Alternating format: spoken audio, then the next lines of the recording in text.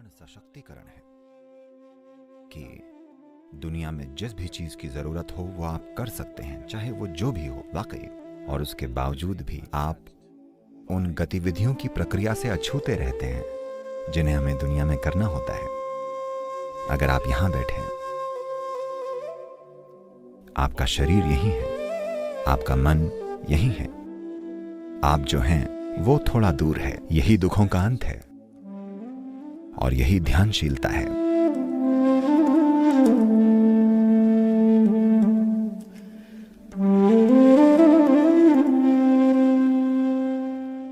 नमस्कारम। शायद इन पिछले कुछ हफ्तों में कोरोना वायरस के अलावा दूसरा सबसे ज्यादा बोला जाने वाला शब्द, अक्सर दोहराया जाने वाला शब्द ध्यान है। हर कोई अचानक, जिन लोगों ने अपने जीवन में कभी ध्यान नहीं किया, यहां तक कि संभावना की ओर कभी विचार ही नहीं किया, वे लोग अब अचानक ध्यान के बारे में बातें करने लगे हैं। ध्यान करने की जरूरत, ध्यान करने की चाह। आइए इस ध्यान की जांच करते हैं, ये क्या है। सबसे पहले ध्यान शब्द का अर्थ क्या है।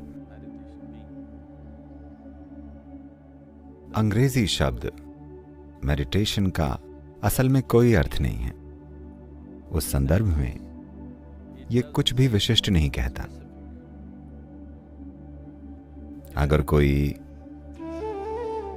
यूं ही अपनी आंखें बंद करके बैठता है तो यह मान लिया जाता है कि वो व्यक्ति ध्यान कर रहा है। एक व्यक्ति अपनी आंखें बंद कर और कई चीजें कर सकता है। आप जप, तप, धारणा, ध्यान, समाधि, शून्य, संयमा कर सकते हैं। Or you might have just mastered the art of sleeping in vertical postures. या शायद आपने सीधे बैठकर सोने की कला पर महारत हासिल कर ली हो। तो अंग्रेजी शब्द में मेडिटेशन शब्द कुछ भी विशेष नहीं बताता। आमतौर पर हम लोग ये मानते हैं कि मेडिटेशन का मतलब ध्यान है। तमिलनाडु में ये ध्यानम है। अगर आप थोड़ा उत्तर की ओर जाते हैं तो ये ध्याना है। अगर आप और ऊपर उत्तर की तरफ जाएं तो ये ध्यान है। अगर आप और ऊपर जाते हैं तो ये चांद बन जाता है। अगर आप थोड़ा और पूर्व की ओर जाते हैं तो ये ज़ेन बन जाता है। वही चीज।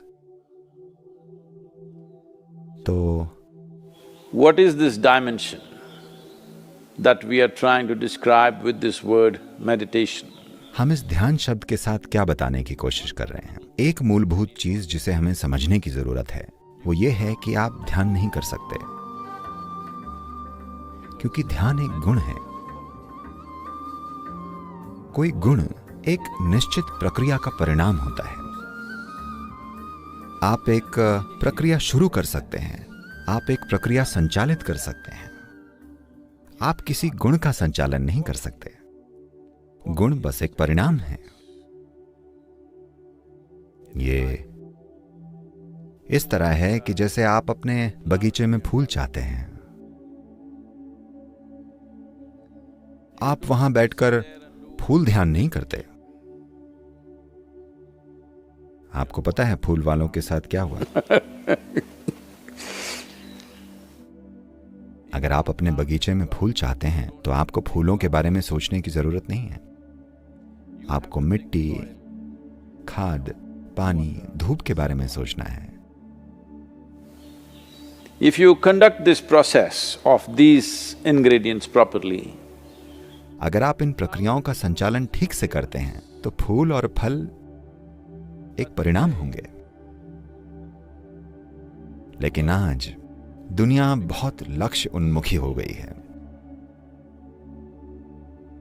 क्योंकि लोग इतने लक्ष्य उन्मुखी हैं, इसलिए मिट्टी में उनकी रुचि नहीं है। definitely not interested in the manure and all the other things. और खाद और दूसरी चीजों में तो निश्चित रूप से नहीं, पर उन्हें फूल और फल चाहिए। अगर आप मिट्टी, खाद, पानी और धूप के बिना फूल चाहते हैं तो आपको प्लास्टिक के फूलों से समझौता करना पड़ेगा। प्लास्टिक के फूल बढ़िया होते हैं। जो लोग उपयोगिता के बारे में सोचते हैं, ये कई अलग अलग तरीकों से आपके काम आते हैं। ये 5 साल की गारंटी के साथ आते हैं। फूल एक झंझट है। अगर आप अपने घर में फूल रखते हैं तो आपके दिन में कम से कम 5 बार उन्हें देखना पड़ता है, क्या हो रहा है, वे ठीक से बढ़ रहे हैं या नहीं। पर अगर आप अपने घर में प्लास्टिक के फूल रखते हैं, 5 साल की गारंटी मिलती है। यह आपके जीवन की तरह नहीं है। अगर आप जीवित हैं तो करने के लिए बहुत कुछ है। यहां तक कि आपको वायरस से भी बचना है, अदृश्य वायरस। लेकिन मरे हुए को सिर्फ सुरक्षित रखना होता है। तो वास्तव में जिस आयाम और प्रक्रिया को आप ध्यान कह रहे हैं, वो बहुत जीवन उन्मुखी है। जब मैं जीवन उन्मुखी कहता हूं, आज मुख्य रूप से आप भौतिकता उन्मुखी या ज्यादा से ज्यादा मन उन्मुखी, शायद भावना उन्मुखी हो, या फिर शरीर उन्मुखी, जो फिर से भौतिकता ही है। जीवन मुख्य रूप से ऐसा ही हो गया है। लोगों की जीवन की धारणा ऐसी है, अगर कोई कहता है मेरा जीवन, आपको यह समझना होता है कि लोग अपने काम के बारे में बात कर रहे हैं।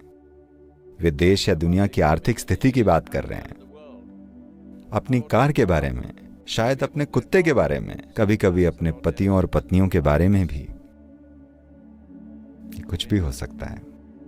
पर एकमात्र चीज जो सचमुच में जीवन है, वो इसमें धड़क रहा है। यह जीवन है।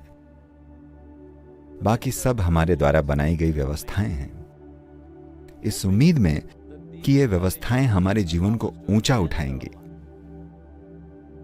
चाहे वो शिक्षा हो, पेशा हो, रिश्ते, शादी, बच्चे, संपत्ति, कुछ भी हो। एक के बाद एक इतनी सारी चीजें सिर्फ इस उम्मीद में कि ये हमारे जीवन को ऊंचा उठाएंगे। जैसा कि आप जानते हैं, ज्यादातर लोग अपने जीवन को ऊंचा उठाने के बजाय मोटे तौर पर इन चीजों के साथ उलझ गए हैं। सहायक चीजें जीवन प्रक्रिया से बड़ी बन गई हैं। खैर, मुझे लगता है in a very cruel way, the virus is bringing focus on the life. बहुत ही निर्मम तरीके से वायरस जीवन में फोकस ला रहा है। आपको अचानक समझ आ गया है कि आपका महंगा घर एक कैदखाना बन गया है। आपकी महंगी कार कबाड़ जितनी ही अच्छी है, क्योंकि आप उसे चला नहीं सकते, कम से कम कुछ समय के लिए। और इस समय दुनिया ऐसी स्थिति में है जहां हमें नहीं पता कि सड़क पर फिर से निकलने के लिए और अपने वाहन में थोड़ा सैर सपाटा करने के लिए कितना समय लगेगा। आप ये नहीं जानते। इसलिए अब स्वाभाविक रूप से दुनिया भर में बहुत सारे लोग पूछ रहे हैं कि वे ध्यान कैसे करें, उन्हें क्या करना चाहिए। जैसा कि मैंने कहा, आप ध्यान नहीं कर सकते, पर आप ध्यानशील हो सकते हैं, क्योंकि ये एक गुण है। अगर कोई अपने शरीर, मन, भावनाओं और ऊर्जाओं को एक निश्चित तरह की परिपक्वता तक ले आता है, तो वो दिन के 24 घंटे स्वाभाविक रूप से ध्यानशील रहेगा। ध्यान कोई असमर्थता नहीं है कि अगर आप ध्यानशील हैं तो आपको अपनी आंखें बंद करके एक ही जगह पर सीमित रहना होगा। ध्यान एक असाधारण सशक्तिकरण है कि दुनिया में जिसकी भी जरूरत है आप वो कर सकते हैं, चाहे वो कुछ भी हो, वाकई। और उसके बावजूद भी आप उन गतिविधियों की प्रक्रिया से अछूते रहते हैं जिन्हें हमें दुनिया में करना होता है। ये सशक्तिकरण, या इस सशक्तिकरण के बिना दरअसल मनुष्य अपंग है, क्योंकि दुनिया में आपको जो सोचना, महसूस करना, समझना और क्रियाकलाप करना है, अगर ये सब आपको इतने बड़े तरीके से रगड़ने वाला है तो स्वाभाविक रूप से आप उसे करने में झिझकेंगे ही। स्वाभाविक रूप से आप उन चीजों को करने से बचेंगे जिन्हें किए जाने की जरूरत है। एक तरह से जिस पल आप ऐसी अवस्था में होते हैं जहां आपकी अपनी गतिविधि और आपके चारों ओर संसार की गतिविधि और आपके मन की गतिविधि और आपकी भावनाएं, जब वे आपके जीवन के हर पल में आपको प्रभावित करने लगती हैं, तब किसी तरह आप खुद को अपंग बना लेते हैं, क्योंकि स्वाभाविक रूप से आप अपने जीवन के स्तर को बहुत सीमित रखना चाहेंगे, क्योंकि क्रियाकलाप, विचार, भावनाएं, जीवन के साथ जुड़ाव भारी मात्रा में दुख पैदा कर सकता है। एक बार जब जाने अनजाने में दुख का भय होगा, तब आप जीवन के दायरे और संभावनाओं को सीमित कर देंगे। ध्यान का अर्थ बस यही है। अगर आप इसे बहुत ही सरल तरीके से समझें, अगर आप यहां बैठें, आपका शरीर यहां है, आपका मन यहां है, आप जो हैं वो भौतिक शरीर और मानसिक ढेर के इन दो आयामों से थोड़ा दूर है। शरीर और मन के ये दो ढेर, अगर आपके और उनके बीच थोड़ा फासला आ जाता है, यही दुखों का अंत है और यही ध्यानशीलता है।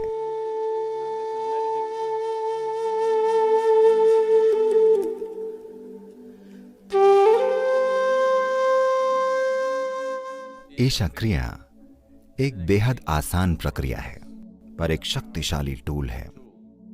ये 3 सामग्रियां, आपकी सांस, आपका विचार और आपकी जागरूकता, अगर आप इन्हें सही मात्रा में इस्तेमाल करें, आपकी अपने मन और शरीर को इस्तेमाल करने की क्षमता इतनी ज्यादा बढ़ जाती है कि आप दूसरों को लगभग महामानव जैसे दिखते हैं। लेकिन मैं कह रहा हूं, ये मानव ही है। ये महामानव बनने के बारे में नहीं है। ये जान जाने के बारे में है कि इंसान होना महान है।